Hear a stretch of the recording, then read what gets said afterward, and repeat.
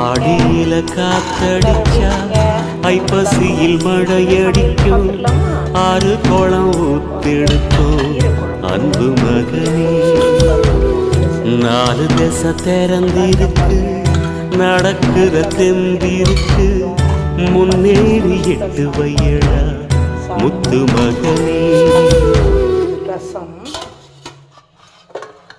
பருப்பு சாம்பார்